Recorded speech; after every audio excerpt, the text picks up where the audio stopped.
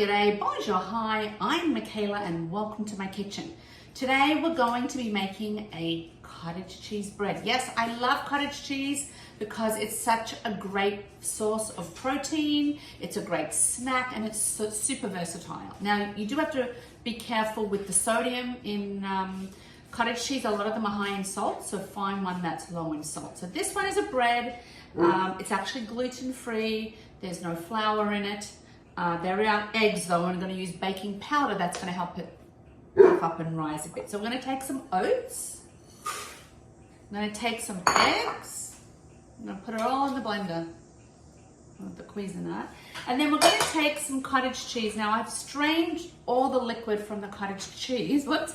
And I strained it from using like a bag I would usually use for chicken soup bones and just just rinsed it out. So we're going to take all that and we're just going to put it into the blender because you don't want all the liquid, it'll just be too runny. I'm going to take some baking powder,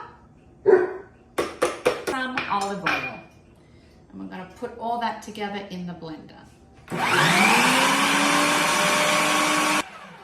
Scrape down the oats from the side.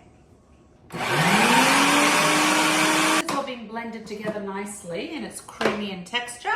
We're going to pour it into a loaf pan and then put it directly into a preheated oven. My oven is preheated. There we go. Nice and creamy. And this you can just cut up into different portions. I'm going to put it into my oven. I'm going to bake it and I'm going to come back and show you what it looks like. So I'm back, I cooked it, it looks beautiful. Of course, when you're not using flour, it's not going to be super high in rise, but it's really quite lovely. So I'm going to slice it. I'm actually going to freeze individual pieces and then just pull it out when I need it as a snack.